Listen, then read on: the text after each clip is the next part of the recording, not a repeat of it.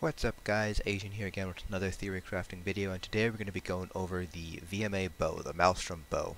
Specifically we're going to be looking at just how much DPS you can expect to gain if you are using a Maelstrom bow versus a non-Maelstrom bow. So this is kind of a topic that a lot of people are long been interested in, that how much DPS does a Maelstrom bow add, and in the past, before Clockwork City was released, people have been saying it can boost DPS from anywhere between 4 and 5k, but due to the changes in Clockwork City, Infuse doesn't boost the set effect anymore, so it's likely that the increase is actually smaller than what it used to be pre-Clockwork City.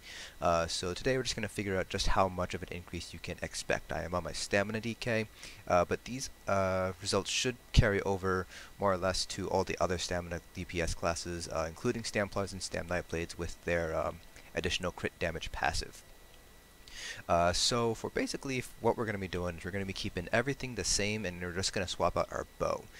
So right here we're going to be using the Maelstrom bow Nirnhoned with the dual damage health poison, keeping 5-piece Thunder on our body and 3-piece Vicious Ophidian on jewelry, and then we obviously are going to be keeping Vicious Ophidian on our front bar, and we're going to be using 2-piece Veladreth, 1 medium, 1 heavy. Now we're going to be swapping our bow out for a Nirnhoned Vicious Ophidian bow. This is just so we can maintain a set bonus, a 4-piece bonus, using Vicious Ophidian. So obviously this is going to vary the bow based on what set you're going to be running. I think personally the best thing to do is probably to use a Vicious Ophidian bow. However, those are more difficult to come by, so I understand that. So barring that, my next recommendation would probably be to use Hunding's Rage instead of Vicious Ophidian if you don't have 5-piece Vicious Ophidian already and you don't have a bow. Try to swap things around, see if you can get a Sunderflame necklace and rings if you can. Just play around with your set effects. I would personally recommend keeping your 5-piece penetration set up at all times when you're on your bow bar, and have the second set that you're using be the bow that you're going to end up using. So Hunding's and Night Mother's Gaze are both crafted sets, so they're easier to get the weapons for. So see if you can get those as your weapons, and then use jewelry for your second set there. I know it's going to be a little bit more difficult.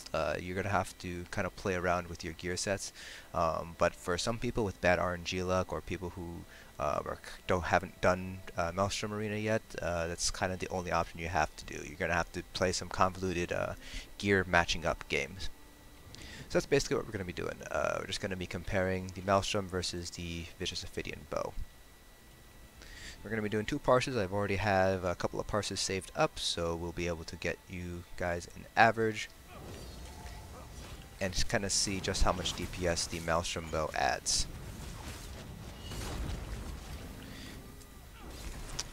So the main thing that we're going to be looking at is, or the reason why the Maelstrom bow is so strong, is because of that set effect. It basically increases the amount of damage that your Endless Hail ticks for every tick. So Endless Hail ticks every half a second, and it goes on for 10 seconds, so it increases for every tick of that, which ends up making your final ticks pretty damaging on your Endless Hail. So losing out on that unique effect does take a hit, does deal a hit to your DPS potential. So if you are using a set piece instead, you're basically going to be trading out the unique Maelstrom enchant for a 4-piece bonus. One thing to remember when you're using the Maelstrom bow is, of course, you are losing out on a 4-piece bonus. So you're basically trading out the 4-piece bonus for the unique Maelstrom set effect. Now, in most cases, or pretty much in all cases really, the Maelstrom set effect is going to do more damage or contribute more to your DPS than a 4-piece effect ever will. Alright, so that is the Maelstrom parse. Just going to add that real quick to our spreadsheet. Bit on the low end, but that's fine. Then we're going to swap out our bows. So you can see here, compared to the Maelstrom bow, we're losing the Thunderous Volley set, and we're gaining the 4-piece weapon crit on Vicious Ophidian while we're on our back bar. So you're not completely, losing out, but the loss of that set effect is pretty big. You do gain, depending on what set you're using, obviously, weapon crit, max stamina, weapon damage, something like that. But it's obviously not going to make up for that set bonus.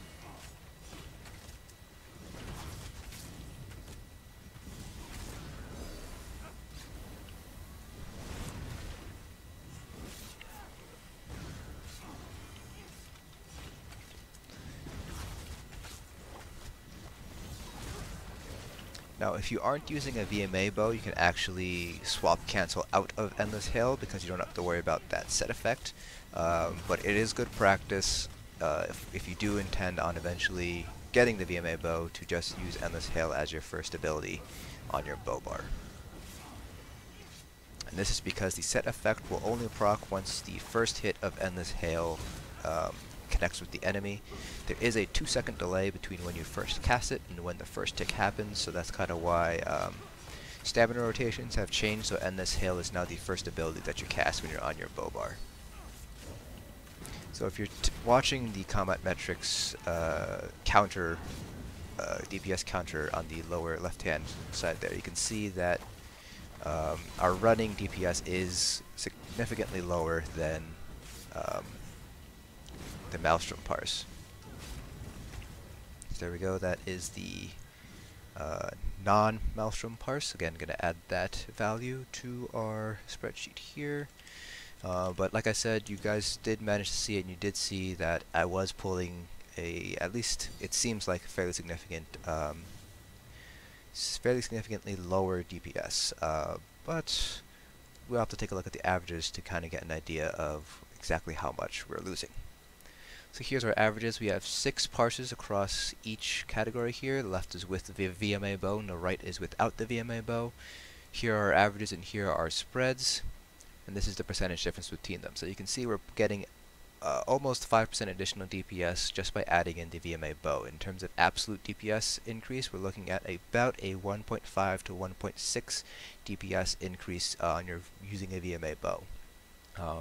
So obviously that is not quite as large as the advertised 4 to 5k increase in your DPS, but you also have to keep in mind that I am fairly familiar with my stam DK rotation, and rotation does count a lot more to your DPS than gear ever will. So you might see a much larger increase if your rotation is not quite as tight as mine, just because it's just that Endless Hail and your other abilities aren't doing...